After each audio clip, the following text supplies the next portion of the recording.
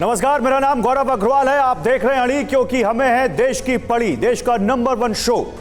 Gaza युद्ध का आज 21वां दिन है और अब यह साफ हो गया है कि यह युद्ध केवल इजराइल और गाजा के बीच नहीं लड़ा जा रहा, बल्कि इसमें कई बड़े किरदार शामिल हैं।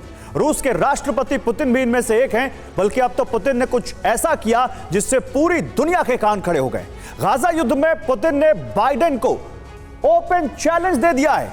यह युद्ध अभी कभी भी आउट ऑफ कंट्रोल हो सकता है और गाजा युद्ध में बाइडेन को पुतिन के ओपन चैलेंज का सबसे बड़ा सबूत आया है। यह सबूत मॉस्को से आई यह तस्वीर है जो इस वक्त आप देख रहे हैं। इस तस्वीर में कौन कौन है यह जानकर आप हैरान रह जाएंगे। इस तस्वीर में बाईं तरफ है अली बाघेरी कानी, जो ईरान के उप विदेश मंत्री हैं। बीच में है मध्य पूर्व में रूस के विशेष दूत मिखाइल बोगदानोव और दाहिनी तरफ हमास के अंतरराष्ट्रीय संबंधों के प्रमुख मूसा अबू मरजूक।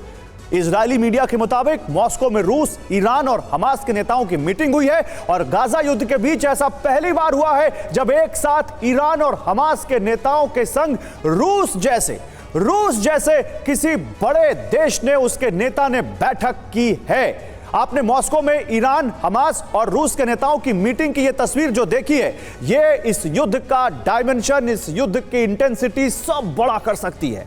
आपको ये जो तस्वीर देखी है, आपको ये बताते हैं कि इस बैठक में क्या बात हुई है और इसका मकसद क्या था। ये आपको बिग वॉल पर मैं बताता हूं। देखिए, रूस, ईरान और हमास की बैठक। पहले हमास ने कहा कि जंग की ताजा जानकारी और यहां पर व्लादिमीर पुतिन की तारीफ वहां पर उन्होंने की। उन्होंने व्लादिमीर पुतिन के रुख और रूसी कूटनीति की तारीफ की। इस बैठक में मध्य पूर्व में पुतिन के विशेष दूत, जिनको आप ये देख रहे हैं, ये मिखाइल बोगदानोव ने फिलिस्तीनी लोगों के अधिकारों का समर्थन किया और गाजा में मानवीय गलियारा खोलने के साथ साथ संघर्ष विराम के लिए रूस की कोशिशों का जिक्र किया। तो वही ईरान के उप विदेश मंत्री ने मल्टीलैटरलिज्म यानी बहुपक्षवाद, अंतर्राष्ट्रीय शांति और कुछ खास देशों की एक तरफा कार्रवाई का जिक्र किया। जाहिर है यहां खास देश से ईरान का इशारा अमेरिका के लिए ही है। दरअसल इस मीटिंग के जरिए पुतिन ने बाइडेन को सीधा मैसेज दिया है कि मध्य पूर्व में रूस भी सबसे बड़ा पावर ब्रोकर और शांति की पहल का सबसे बड़ा प्लेटफॉर्म है।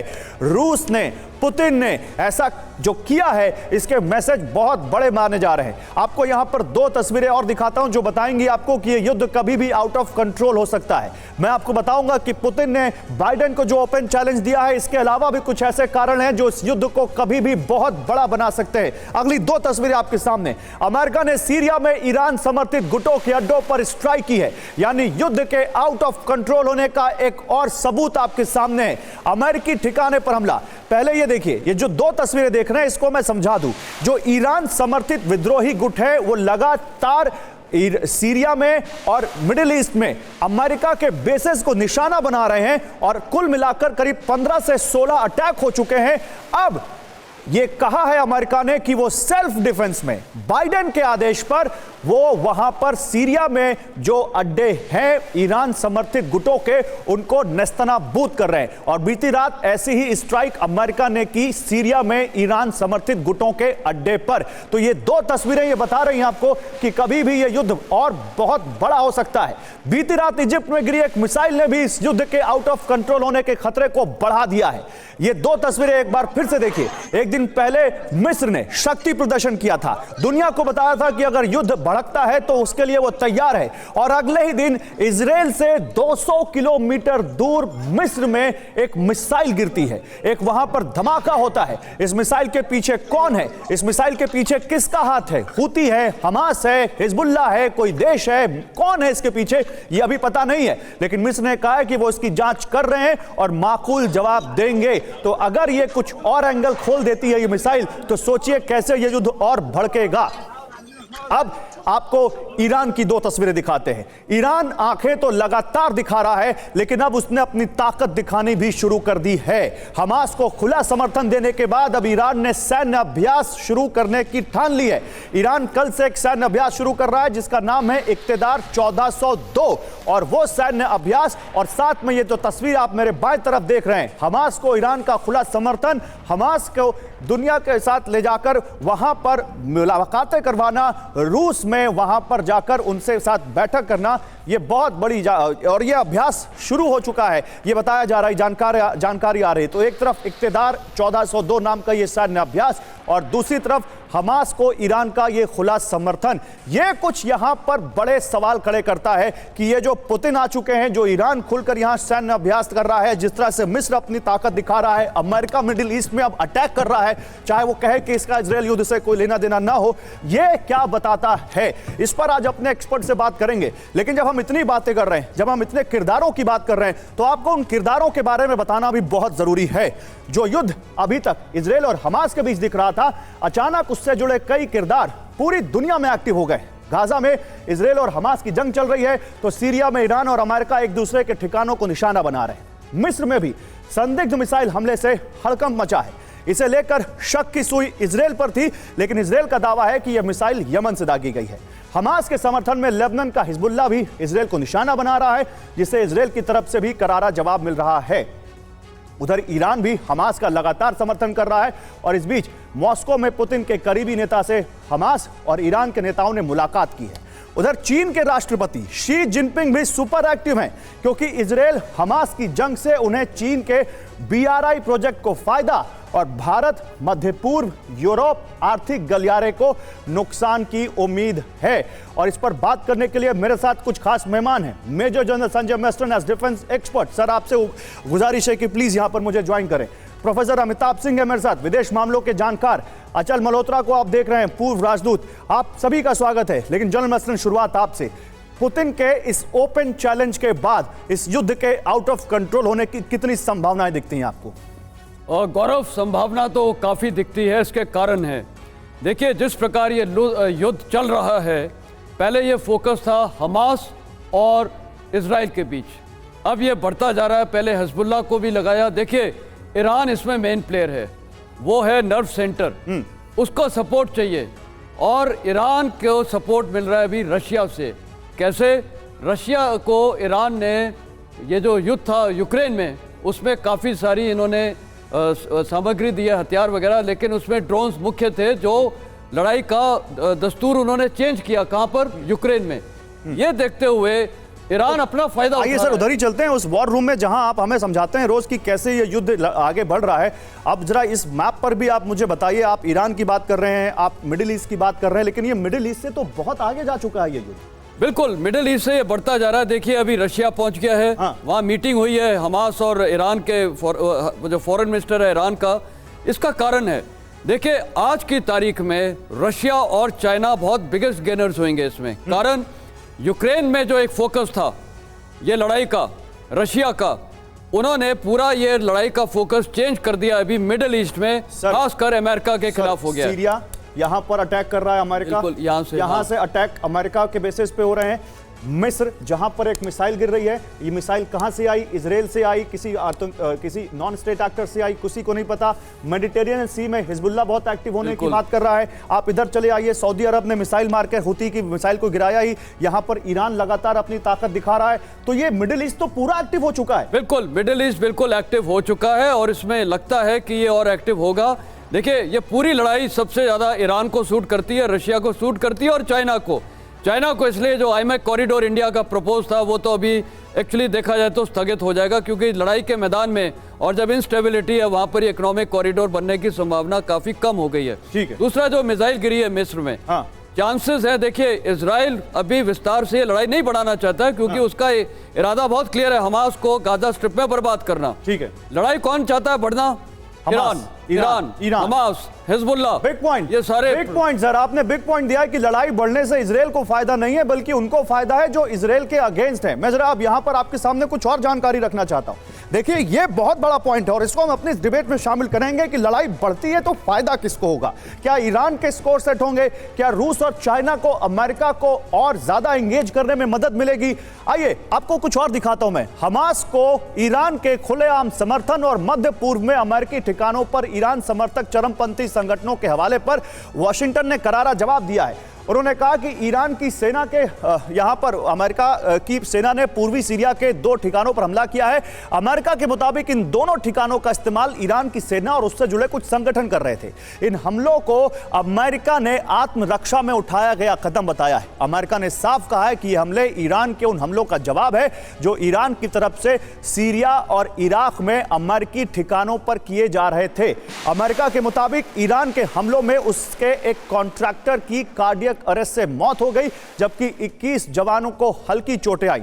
ऐसे में बाइडेन ने ईरान को सबक सिखाने के लिए जवाबी हमले का आदेश दिया है। अमेरिका ने चेतावनी भरे लहजे में कहा है कि उसका इरादा संघर्ष को बढ़ाना नहीं है, बल्कि ईरान और उसके समर्थक संगठनों की तरफ से अमेरिकी ठिकानों पर जो हमले किए जा रहे हैं उनका जवाब देना है, उनको बर्दाश्त नहीं किया जा सकता। अमेरिका के मुताबिक ईरान उन हमलों से अपना पिंड छुड़ाना चाहता है, लेकिन हम उसे ऐसा नहीं करने देंगे। अगर ईरान के प्रॉक्सी संगठनों का अमेरिकी सेना पर हमला जारी रहा तो अमेरिका अपने लोगों की हिफाजत में कोई भी जरूरी कदम उठाने से हिचकेगा नहीं। अमेरिका ने यह भी कहा है कि उसके जवाबी हमलों का इजराइल हमास युद्ध से कोई लेना देना नहीं है। इसके साथ ही अमेरिका ने गाजा युद्ध में शामिल सभी सरकारों और गैर सरकारी पक्षों से तनाव न बढ़ाने की अपील की है। बंधकों पर हमास का बड़ा बयान आया है। बंधकों की रिहाई के लिए युद्ध विराम की जरूरत है। यह एक बड़ी न्यूज आ रही है इस वॉर से जुड़ी हुई हमास की तरफ से। हमास ने बंधकों को लेकर कहा है कि बंधकों की रिहाई के लिए युद्ध विराम की जरूरत है। हमास के कब्जे में 200 से ज्यादा लोग हैं। इजराइल की डिफेंस फोर्स की माने तो 223 बंधक हैं जो इस वक्त हमास के कब्जे में हैं। एक और बड़ी खबर है, देखिए, हमास ईरान के खिलाफ अमेरिका का बड़ा एक्शन। हमास पर अमेरिका ने प्रतिबंध लगा दिए हैं। अमेरिका ने हमास की संपत्ति सीज कर दी है। हमास के निवेश वाली कंपनियों पर भी अमेरिका की नजर है। तो हमास पर अमेरिका ने अब यहां पर कदम उठाने शुरू कर दिए हैं। इस्लामिक जिहाद के खिलाफ भी यूएस का एक्शन। फिलिस्तीन इस्लामिक जिहाद के खिलाफ भी अमेरिका ने एक्शन लिया है। यह इस वक्त की हमास पर अमेरिका के एक्शन की बड़ी खबर। प्रोफेसर अमिताभ सिंह, तो अमेरिका हमास पर जो कर रहा है वो तो ठीक है, लेकिन एक बार फिर से जो बिगर पिक्चर है वो पिक्चर तो यही है कि अगर ईरान डायरेक्ट इस कॉन्फ्लिक्ट में आ जाता है, अगर रूस यहां पर इस तरह हमास को वेलकम कर रहा है, तो ये तो इस वॉर को किस तरफ लेके जा रहा है? देखिए, रूस ने ये बड़ा स्पष्ट कर दिया है कि देखिए, सीरिया पे जो भी अटैक अमेरिका कर रहा है उसका प्रतिकार रूस नहीं करेगा। क्योंकि हम सब जानते हैं कि सीरिया में रूस का एक बहुत बड़ा प्रेजेंस है और सीरियन सरकार जो है वो पूरी तरह रूस समर्थित है। और अब तक जो गृह युद्ध में उनकी विजय हुई है वहां के राष्ट्रपति की, वो सिर्फ रूस के ही सपोर्ट से है। लेकिन ये युद्ध व्यापक होने की पूरी संभावना है। सिर्फ रूस ही इन्वॉल्व नहीं है, जैसा संजय मेस्टन जी ने कहा, इसमें ईरान, चीन, ये सारे इन्वॉल्व होंगे। और यही नहीं, लेबनान जो हिजबुल्लाह है उस फैक्टर को भी हम लोग डिस्काउंट अभी नहीं करें। लेकिन ये सारे वेरिएबल हैं। अगर बंधकों को छुड़ाने की जो वार्ताएं चल रही हैं, अगर वो फाइनल होती हैं तभी, और ग्राउंड इंटरवेंशन जैसा हम प्रेडिक्ट कर रहे थे कि एक बार पूरी सेना घुस जाएगी, अब मुझे लग रहा है जब तक बंधकों का इश्यू सेटल नहीं होता या उनको छुड़ाया नहीं जाता, तब तक वो ग्राउंड इंटरवेंशन कभी आएंगे कभी जाएंगे, वैसा कर रहे हैं जैसा उन्होंने शुरुआत भी कर दी। और इजराइल में 50% पब्लिक ओपिनियन, जो लेटेस्ट पोल आए हैं, वो खिलाफ है कि बंधकों के वहां रहते इंटरवीन किया जाए। तो ईरान एक बहुत बड़ा दुश्मन तो है ही, लेकिन ईरान को तब तक होल्ड पर रखना होगा या लोग रखेंगे अगेंस्ट इजराइल जब तक वो सारे बंधकों को। बहुत बड़ा यहां पर इशू है इस पूरे वॉर की दशा और दिशा तय करने के लिए। अम्बेसडर मल्होत्रा, लेकिन एक जो सबसे बड़ी पिक्चर कल से सबसे ज्यादा इस वॉर में हॉट हो चुकी है वो है हमास का वेलकम रूस में। हमास जैसे नॉन स्टेट एक्टर को रूस जैसे एक बड़े स्टेट ने जिस तरह से वार्म वेलकम किया है, जिस तरह से पुतिन के विशेष दूत उनसे मिले हैं, इसको आप कैसे देखते हैं? ये क्या मैसेजिंग है रशिया की? देखिए, रशिया की तरफ से मैसेजिंग क्लियर है कि रशिया जो है पूरे मिडिल ईस्ट में या पूरी दुनिया में, जैसे वो पहले एक ग्लोबल प्लेयर था, आज भी है। और ये जो पूरी पोलराइजेशन हुई है रशिया उक्रेन कॉन्फ्लिक्ट के दौरान, ये उसी का रिफ्लेक्शन है। अब देखिए, वही प्लेयर्स हैं, एक चाइना है, ईरान है, रशिया है, या इन्हीं की तरह की लाइक माइंडेड जो फोर्सेज हैं वो एक तरफ हैं, अमेरिका वेस्ट और लाइक माइंडेड फोर्सेस दूसरी तरफ हैं। ठीक बात है। यूएन सिक्योरिटी काउंसिल में जो रेजोल्यूशन में जो डिवीजन हुआ है, वहां पे भी आपने देखा रशिया और चाइना जो थे वो एक तरफ, और अमेरिका का जो ड्राफ्ट रेजोल्यूशन था उसको नकारने में रशिया सबसे आगे था।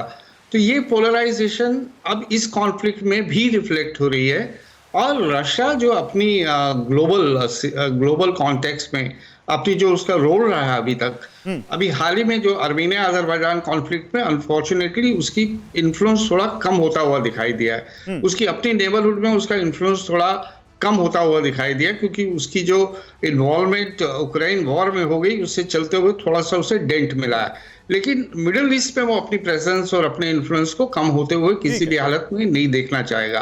फिर ईरान है, फिर इस सब का कहीं ना कहीं वो कंसेशंस ढूंढेगा, इवन उसकी जो अपनी यूक्रेन के साथ जो कॉन्फ्लिक्ट हुआ है विज़ावी वेस्ट, कि अगर आपने वहां कुछ गिव एंड टेक की बात होगी।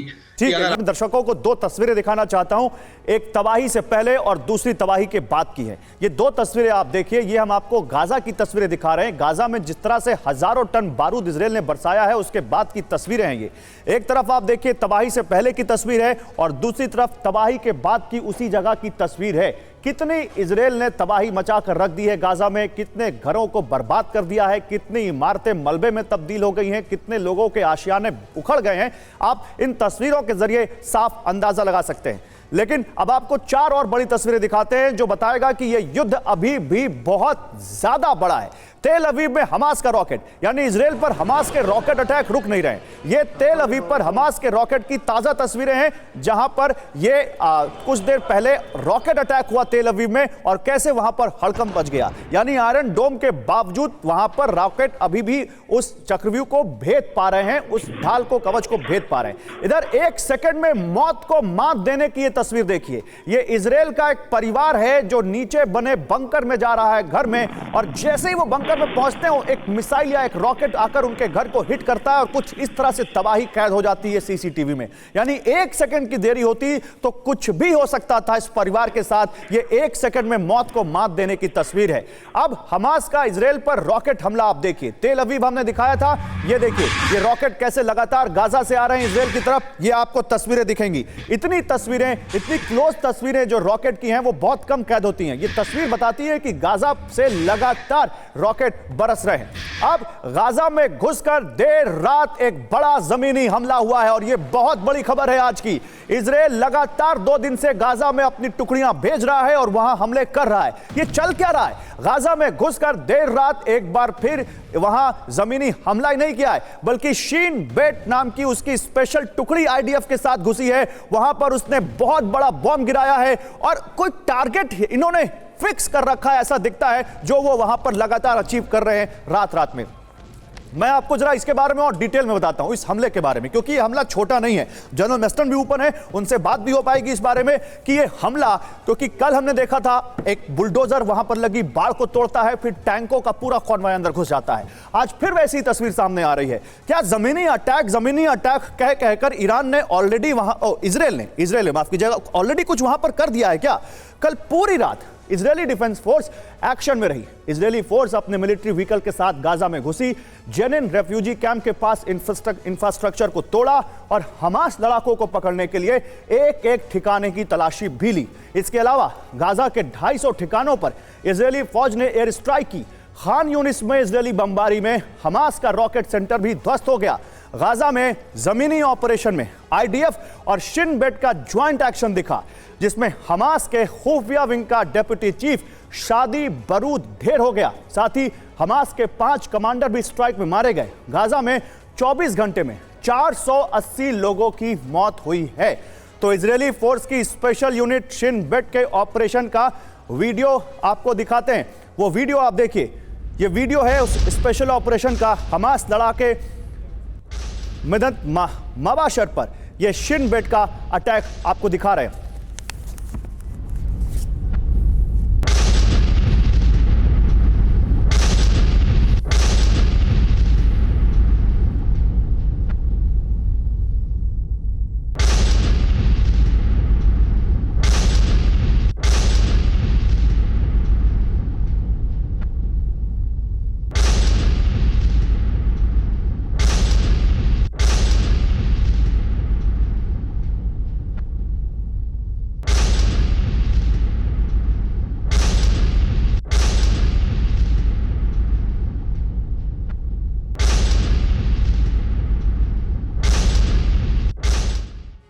और गाजा में हमास के सुरंग के जाल को बर्बाद करने के लिए इजराइल ने अब स्पॉन्ज बम के इस्तेमाल का प्लान बनाया है।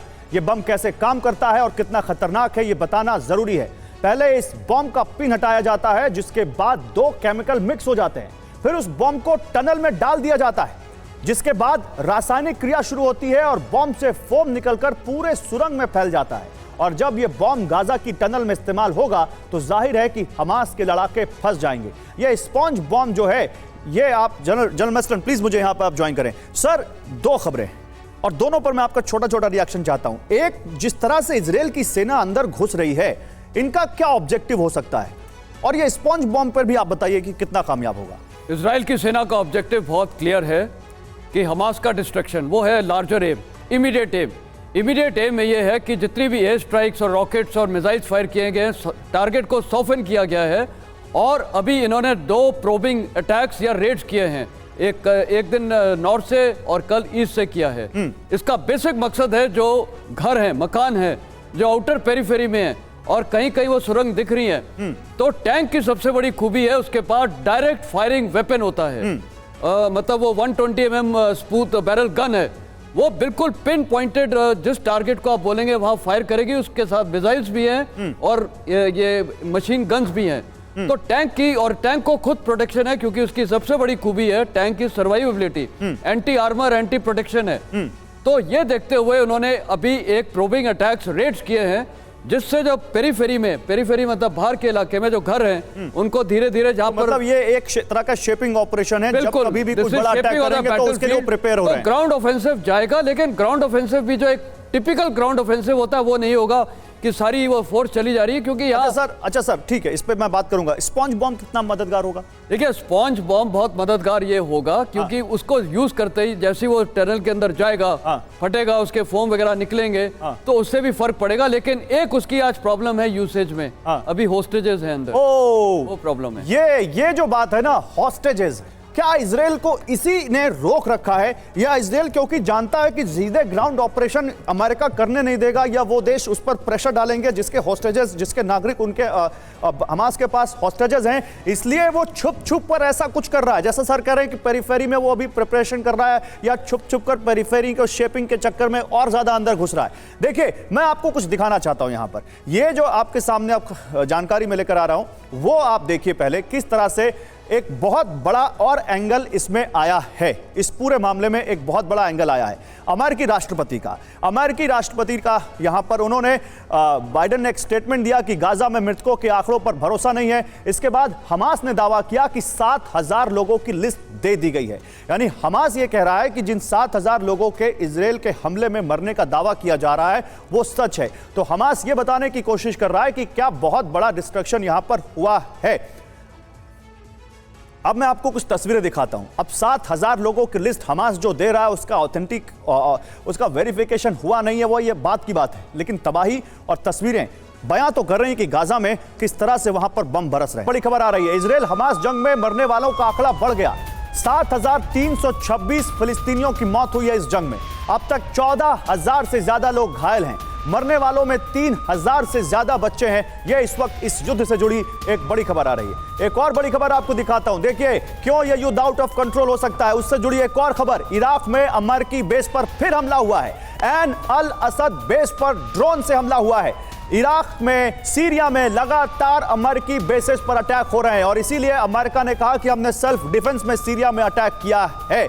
लेकिन ये अटैक किस तरफ इस युद्ध को लेकर जा रहे होंगे? मैं प्रोफेसर अमिताभ सिंह, मुझे ये बताइए, ये जो पूरा मामला जो पुतिन का ओपन चैलेंज है, या फिर चाइना के एक्टिव होने की हम बात कर रहे हैं, वो बात आई कि सीरिया में जो वहां पर सप्लाई का जो हमास को ईरान से जो हथियार जाते हैं, वो सीरिया का जो बेसिस है, वो जो अमेरिका का जो अटैक है, अमेरिका चाहे कहे कि इसका इजराइल से लेना देना नहीं है, लेकिन टाइमिंग क्या बताती है? देखिए, अमेरिका कभी भी नहीं चाहता कि सीरिया और लेबनान, दोनों बहुत बड़े प्लेयर जो हैं इस रीजन में, उनका किसी तरह से डायरेक्टली इंटरवेंशन हो, चाहे वो हमास को एड करें या हिजबुल्लाह की तरह वो इजराइल पर रॉकेट दागने लगे। क्योंकि अमेरिका का ये एक बहुत बड़ा वेस्टेड इंटरेस्ट भी है, जिसमें वो चाहता है कि सीरिया में जो वॉर चल रहा है इस समय, वो उसको कंट्रोल में रखे। और सीरिया में सिर्फ अमेरिका ही नहीं, रूस भी एक बहुत बड़ा प्लेयर है, वहां के रिजीम को वो सपोर्ट करता है। अगर बात बिगड़ी तो रूस और अमेरिका का यहां डायरेक्ट कॉन्फ्रंटेशन हो जाएगा। और यही नहीं, सीरिया में, लेबनान में, गाजा पट्टी में, वेस्ट बैंक में यूएन भी एक बहुत बड़ा प्लेयर है। आपको यह ध्यान रखना होगा, 13,000 यूएन कर्मी सिर्फ गाजा पट्टी में हैं। तो अगर यूएन भी इन्वॉल्व है या उसके लोग मारे जाते हैं तो ये विश्वव्यापी एक बहुत बड़ा एक इजराइल के अगेंस्ट एक रिजेंटमेंट होगा, और वो शुरू भी हो गया। जिस तरह एंटोनियो गुतेरेस ने डिबेट में कहा कि किसी भी तरह से हमास को हम माफी नहीं दे सकते, लेकिन साथ साथ हम ये भी नहीं कह सकते कि सिविलियंस पे जो अटैक हो रहे हैं उनको किसी तरह हम कंडोन कर दें या उसको हम भूल जाएं। तो इस तरह से ये व्यापक होने की पूरी संभावना है। लेकिन अमेरिका एक बहुत बड़ा प्लेयर है मिडिल ईस्ट में, और सिर्फ सीरिया ही नहीं, अमेरिका के बेसिस सारे चारों तरफ है। लेकिन जो आप कह रहे हैं अमेरिका बहुत बड़ा प्लेयर है, उसके बावजूद अमेरिका की पूरी कोशिश है कि वो नैरेटिव जो इस वॉर का है वो एंटी मुस्लिम ना बनने पाए। और वो हम ऐसा क्यों कह रहे हैं, उसके लिए हमारे पास कुछ थ्योरीज हैं, और वो थ्योरीज हम आपके सामने रखेंगे और उसके बाद जाएंगे इस पर बात करेंगे। इस पूरी जंग में एक बहुत बड़ा मुद्दा नैरेटिव का है। हर कोई अपने हिसाब से इसके नैरेटिव गढ़ने की कोशिश कर रहा है, हर कोई कोशिश कर रहा है कि किसी तरह इसको अपने नैरेटिव में लाया जाए। उसके बारे में आपको बताऊं, उससे पहले आपको कुछ तस्वीरें दिखाना चाहता हूं जो अभी अभी हमारे पास आई हैं। बमबारी से गाजा का नक्शा कैसे बदल रहा है ये हम आपको लगातार दिखा रहे हैं। ये देखिए, गाजा पर हुई बमबारी के बाद की ये तस्वीर है, कैसे चारों तरफ इस तस्वीर में आपको धुआं उठता दिख रहा है। पूरा आपको जहां पर ये धुआं उठ रहा है वो प्लेन हो चुका है, लोग वहां पर तबाही में अपनों को ढूंढते हुए दिख रहे हैं। ये गाजा का नक्शा, गाजा की टोपोग्राफी आप कह सकते हैं, इस बमबारी से कैसे बदल चुकी है।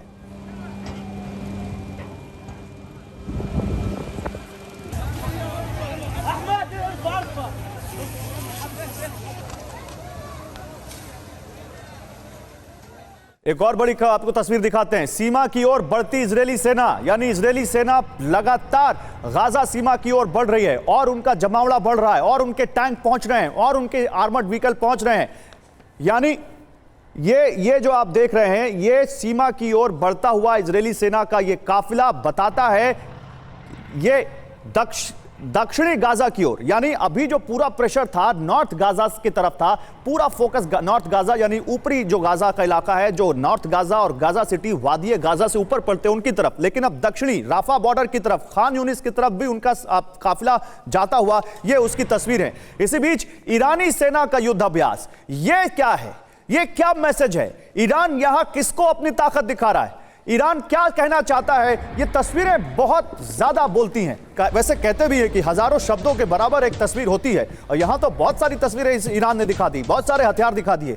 क्या मैसेज है और क्या वो कहना चाहता है, ये अब बिटवीन द लाइन्स पढ़ने वाली बात है जो हम लगातार एक्सपर्ट से बात कर रहे हैं। लेकिन ईरानी सेना का युद्धाभ्यास आपके सामने।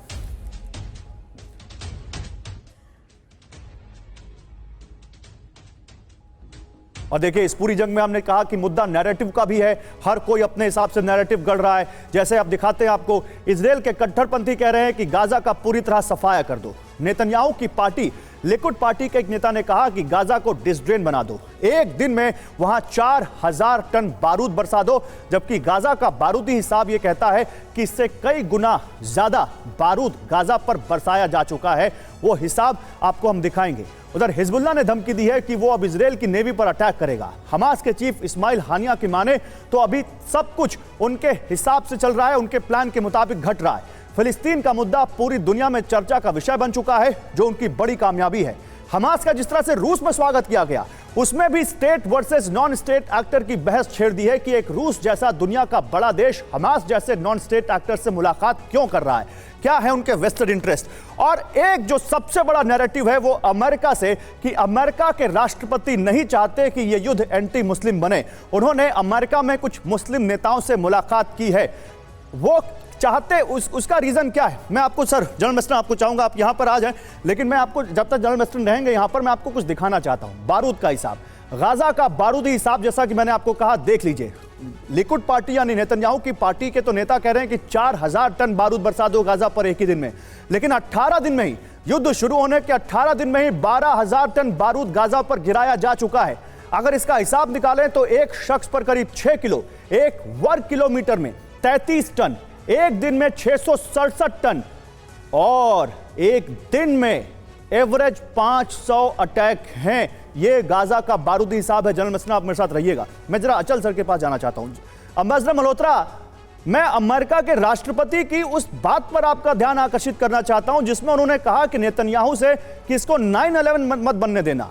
वो क्यों ये कोशिश कर रहे हैं? वो क्यों चाहते हैं कि ये गाजा का युद्ध केवल इसी दो देशों या इजराइल वर्सेस हमास रहे, ये एंटी मुस्लिम ना बने? इसमें उनकी क्या, उनकी छिपी हुई क्या वहां पर चाहत है? वो क्या चाहते हैं?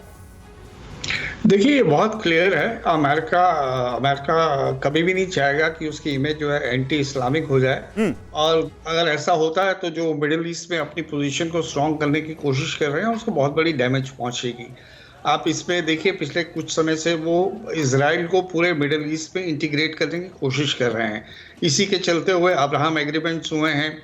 1979 में पहली बार इजिप्ट ने जो नॉर्मलाइज किए थे इजराइल के साथ रिलेशंस, उसके बाद काफ़ी गैप आया था। 94 में शायद जॉर्डन ने किए थे, लेकिन 2020 से लगातार ये कोशिश की जा रही है कि इजराइल को इंटीग्रेट किया जाए मिडिल ईस्ट के साथ, और मिडिल ईस्ट में अमेरिका की इंपॉर्टेंस और प्रेजेंस को बढ़ाया जाए। अब इसी कॉन्टेक्स्ट में आप जो India middle east Europe economic corridor भी देख रहे हैं, वो भी एक बहुत उसमें सिर्फ इकोनॉमिक डायमेंशंस नहीं है, वहां पे भी इजराइल को इंटीग्रेट करने की कोशिश की जा रही है। और ऐसे में अगर अमेरिका की ये इमेज बन के आती है कि वो इजराइल को प्रवोक कर रहे हैं या सपोर्ट कर रहे हैं एंटी इस्लाम, और इसको एक रिलीजियस कलर दिया जाता है, तो ये अमेरिकन पॉलिसीज के लिए, अमेरिकन प्लान्स के लिए, एम्बिशंस और जो उनके जो भी वो है उसको बहुत बड़ा सेटबैक पहुंचेगा।